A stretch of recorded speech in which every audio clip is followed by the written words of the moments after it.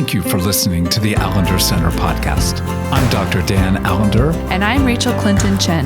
We're fiercely committed to providing hope and healing to a fragmented world. And restoration for the heart. Thank you for joining us. Let's get this conversation started.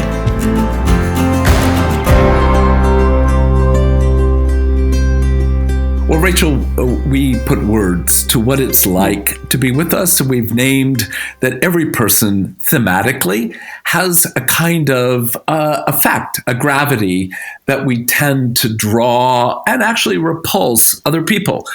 We're made up of things that are very broken and very beautiful, but our style of relating, as we talked about last week, has we didn't come to this by virtue of the fluoride in the water, or just a form of determinism, like an Enneagram. Oh, I've made a 1 through 7, so you're the 8, you're the 9. I'll start over again. The fact is, we come to be who we are through the experiences, primarily through the relational lens of our primary core relationship, and that is our mothers and fathers and brothers, sisters, aunts, uncles, our family, and then our larger culture. So we're going to step into this somewhat arcane category of attachment, but it's important to hear that attachment is something that every human being who has a limbic system requires in order to be able to grow to become who they're meant to be, including dogs and cats, including animals, including human beings. Without attachment, we will not grow to be who we're meant to be. And in many ways, for those of you who want a biblical, theological reference for this, we're talking about the Imago Dei. We're talking about being made in the image of God. If God exists, in this Trinitarian interdependence, relationality between the Father, Son, and the Spirit, there's something of being human, being made to be relational as an inherent part of bearing God's image. So there's something about how God designed us to be interdependent on other human beings. That is actually, I would say, a direct aspect of part of what makes God so beautiful, and therefore how we bear the image and the glory of God in our humanity. And our way of relating to one another literally shapes who we come to be. So in that sense, we're talking about the foundation of yourself, your way of relating to the world. If we can put it this way, when a child is born, a lovely man by the name of John Bowlby began to study the mother-child dyadic relationship. And he began to note that there were infants who felt somewhat secure with a parent, and then infants who didn't feel as secure, and we'll use the word insecure. So there are two broad categories of attachment, secure, insecure.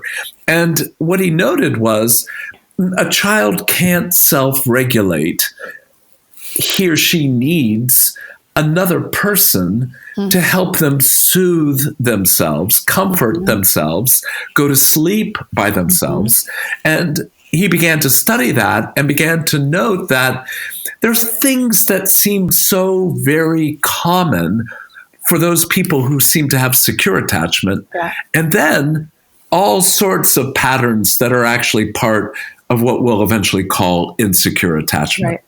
So when you think about secure attachment, what have you read? What do you understand, Rachael, as what does it look like and what's required for it to come about?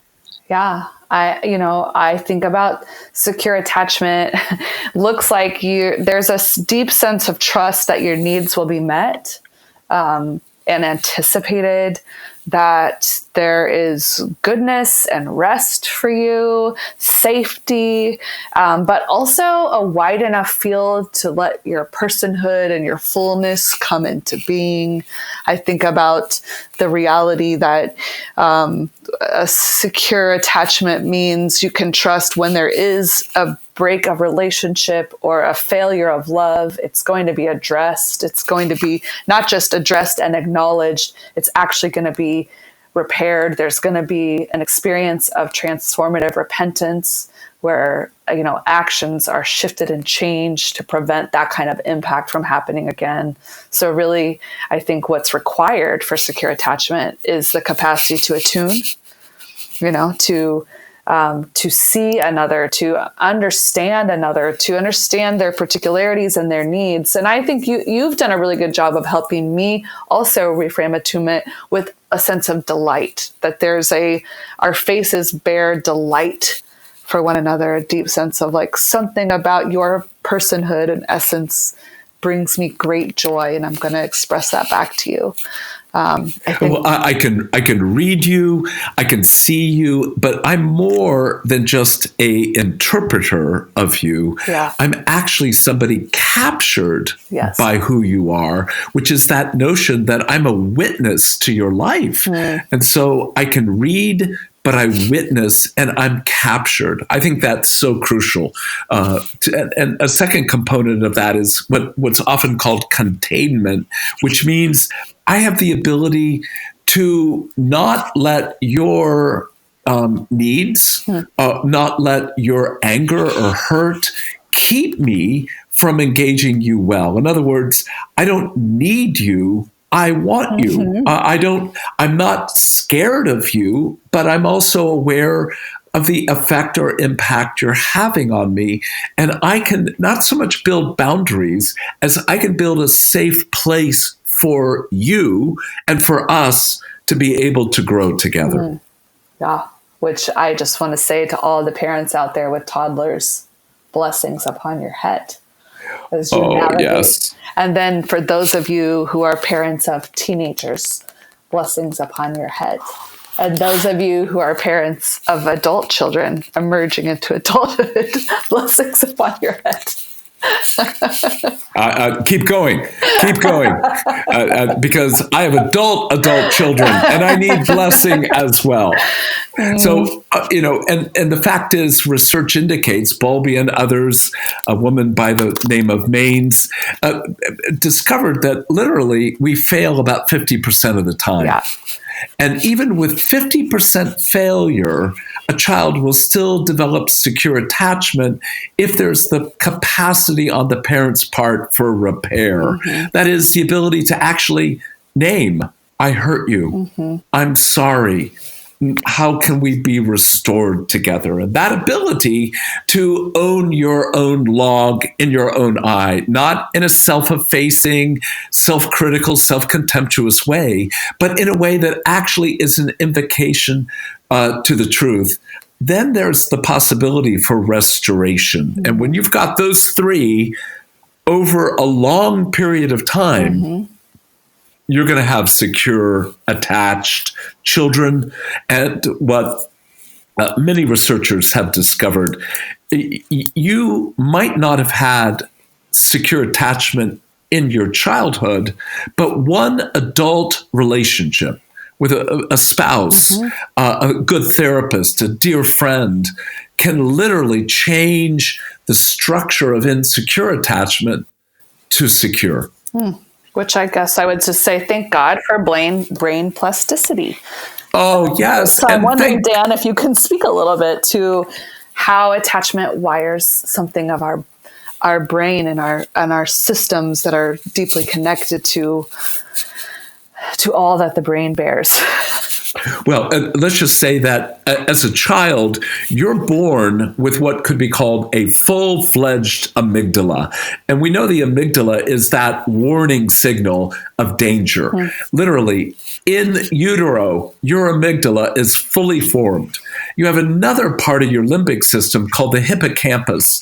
And sadly, at one level, it's not fully formed at birth. It's formed through relational experience. So when a child's born, even though they don't have language, they have pain. And how's that pain, whether it's hunger, a wet diaper, being cold, how are they going to communicate? Well, they're going to communicate through crying. And if a parent is not attuned or not able to handle the tears, that child is going to grow up in an insecure world, and in which case they have no means by which to self-soothe themselves. And so a parent literally is creating what could be called a two-person psychology. We have the ability as adults to self-soothe by ourselves or be soothed by others. And we intersect between those two worlds all the time. Mm-hmm. But a child doesn't have that. A child needs relationship to develop the internal self to be able to actually soothe oneself. So what we're talking about is the ability to care for, regulate, manage disappointment, hurt, physical and relational pain. And when we don't have a secure world, we literally grow into adulthood with experiences that lead us into this world insecurely. And Rachel, there are usually three categories that are brought up. One is called sort of a avoidant or distant insecure attachment. Right. A second is sort of anxious ambivalent attachment. And the third is a kind of chaotic disorganized attachment. And we're going to talk about all three and how they seem to show themselves in something of our style of relating. The avoidant, you said you wanted to manage because of somebody you happen to know. Well, this is like something my husband and I talk about a lot, right? Because we're talking about something that plays out in our life all the time, whether it's playing out in our families, in our marriages, in our relationship with children, in our relationship with our parents, in our workplace, in our friendships. Definitely 100% it's playing out in our church communities, whether there's an awareness of that or not. So this is like the playground of understanding who we are and how we've come to be. And I think and who we can become. So when you're in a marriage relationship and there's a constant kind of collision of styles of relating, to get to ponder together how we impact each other, and then therefore how the complexity and multi-layered nature of that impact comes to bear over time is actually something I'm grateful we both have a language for. But he would, and I have permission to share this, he would definitely fall more into more of the avoidant attachment category. And avoidance doesn't come about just by virtue of like people just want to be disengaged and dissociated and they don't care. Avoidance comes about as a way a child learns to manage whatever's going on in their world to attempt to get their needs met. So we're talking about a mother or father or other caregivers who to some degree blocked or thwarted his own desire and seeking behavior for comfort. And again, we're not talking about bad mothers, good mothers. Mm-hmm. We're talking about over time patterns get developed of our own style of relating as it relates to our own children. And so for the person with a more avoidant attachment style, they're going to be less open to engaging because they've experienced some level of blocking, mm-hmm. thwarting a relationship. Mm-hmm. They undervalue to some degree interpersonal relationship mm-hmm. because distance has given them more safety than actually being able to move into interaction. So they're far more capable of what's technically called auto-regulation than they are of feeling dependent on or interdependent on another for a relationship. So in one sense, you, Rachel, are frightening and unpleasant and open the door to a certain toxicity for him. But of course, he's a repentant man, and therefore will engage in a way in which it opens the door, to hardship. I mean, it's really the distance-seeking person It is literally looking to gain mastery and control over their inner world by keeping a certain distance from others. Which is really fun when maybe you might fall under a more anxious, ambivalent attachment style where you feel like you need the presence of others in order to soothe and regulate. And, I'm more recently married, moved across the country. It's a lot of my kind of self-soothing structures, I think, in the past several years have developed more healthy attachments with my friends and in my community, in my family, and, had a lot of regulating methods, and then those are all disordered. So of course, right now I'm just needing lots of presence and can be very demanding in that, even in my silence. One of our staff, Cindy Mesmer, was talking about attachment styles in marriage and how they play out. And she said something along the lines of, some of you think you're avoidant because maybe you get really quiet whenever you're angry, but silence can be very demanding. And about 7 of my friends looked at me. And I thought, that's me.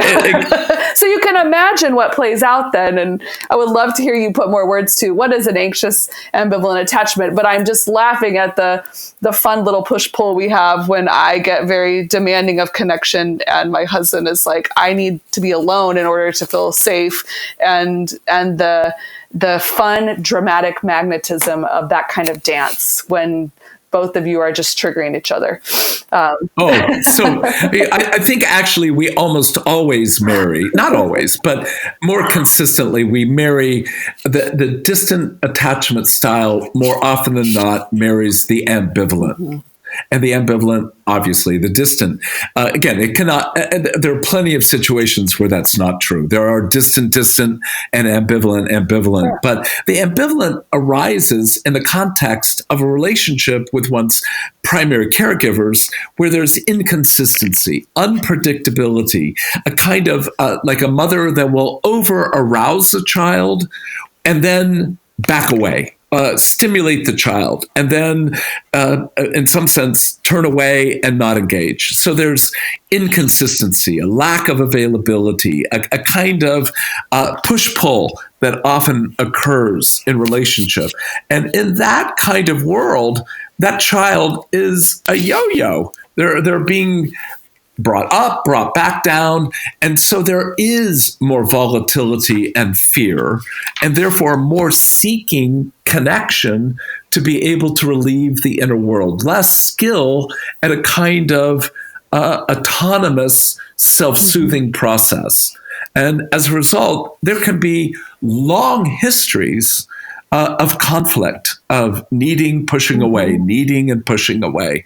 And so when we get to this third category, it's like you brought the two together and then amped it up to like mega juice. And that's that disorganized or chaotic. And that's the child who's in the presence of an even greater anger, volatility.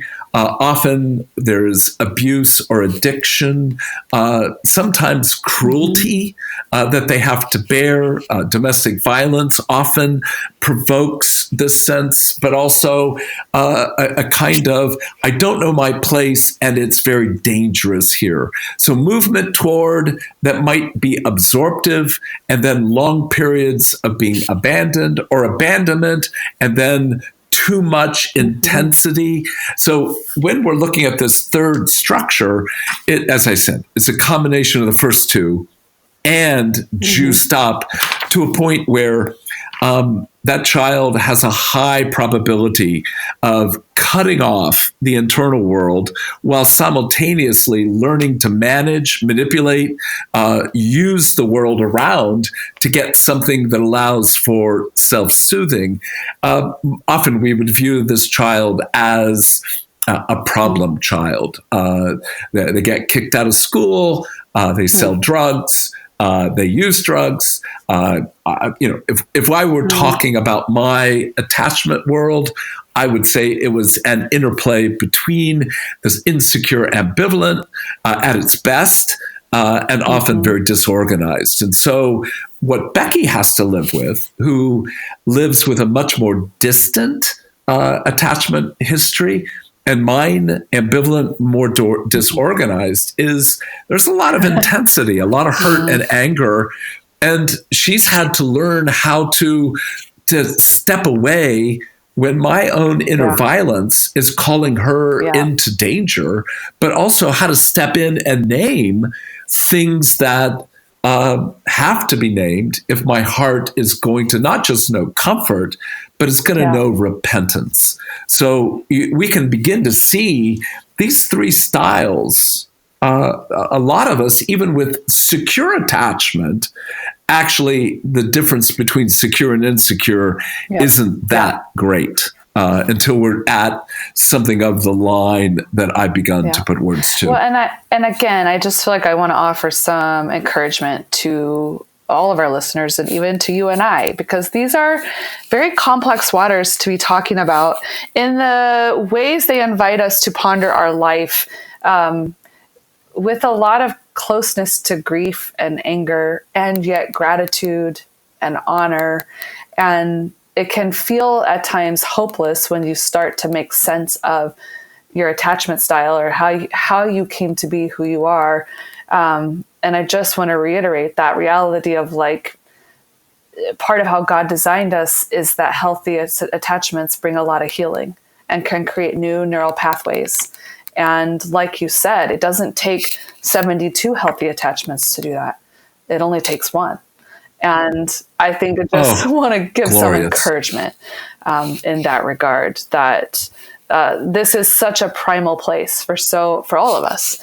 And it can feel a bit daunting when you're trying to reflect in these waters. And I think I would just say to take heart and to allow the Spirit of God to speak into places that you don't actually know if you believe resurrection is possible, in friendships in your life and in your relationships. Well, and the good news is not just the plasticity, which I couldn't agree with more, but also that the Spirit is a person. And the Spirit is going to, through other people, but through the mediation of the Spirit's work, going to draw us into learning how to more autonomously self-soothe, but also how to be part of a two-person process, really a multiple-person process of learning what it really means to become who we are. That's what we'll attempt to address. What do we do with these categories as we think about what it means to grow in our next episode? Sounds like a plan. The Allender Center podcast is produced by the Seattle School of Theology and Psychology. If you'd like more information about the Allender Center, you can look at theallendercenter.org.